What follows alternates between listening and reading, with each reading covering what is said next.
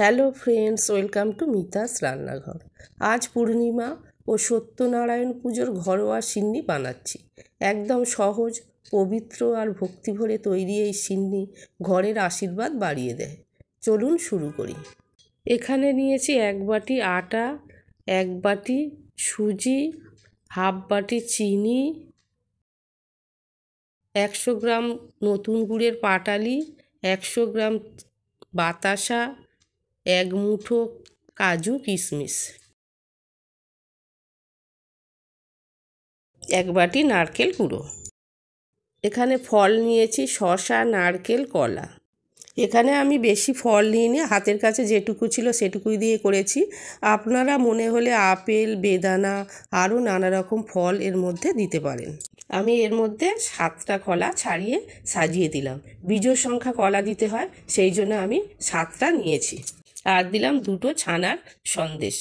এটা আমি নারায়ণের সামনে দিয়ে রাখলাম যতক্ষণ পুজো করছিলাম। আর দিলাম ওপরে একটা তুলসী পাতা। পুজো হয়ে যাওয়ার পর আমি সিন্নিটা মাখবো, এই জন্য বাতাসাগুলো দুধের বাটির মধ্যে দিয়ে দিলাম, গুড়টাও দিয়ে দিলাম যাতে তাড়াতাড়ি নরম হয়ে যায়। বন্ধুরা, এটা আমি ব্রাহ্মণ দিয়ে পুজো করাইনি, আমি নিজেই পুজো করেছি। হঠাৎ মনে হলো যে অগ্রহায়ণ মাসের পূর্ণিমাতে আমি একটু সিন্নি দেব, তাই কোনো কিছু আগে থেকে জোগাড় নেই, হাতের কাছে যেটুকু ছিল সেটুকু দিয়েই আমি করে দেখালাম। কলাগুলো ভালো করে হাতের সাহায্যে চেপে চেপে চটকে চটকে মেখে সব উপকরণের সাথে ভালো করে মিশিয়ে নেব। নিয়ে এর মধ্যে দিয়ে দেব 1 বাটি দুধ। দুধ দিয়ে ভালো করে মাখতে থাকবো। একটু ঘন ঘন হয়ে আছে, সেই জন্য আমি আরও দুধ এর মধ্যে অ্যাড করলাম।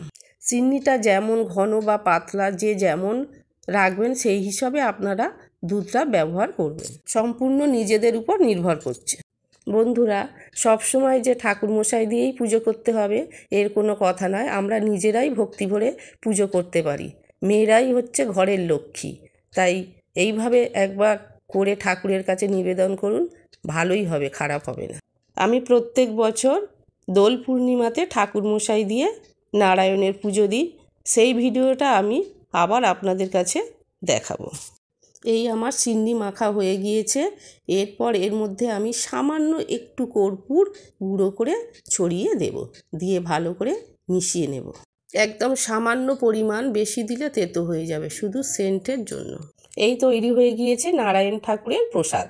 যদি ভালো লাগে বন্ধুরা একটা লাইক দেবেন, বন্ধুদের কাছে শেয়ার করবেন। আরও নতুন নতুন ভিডিও পেতে আমার চ্যানেলটাকে অবশ্যই সাবস্ক্রাইব করবেন।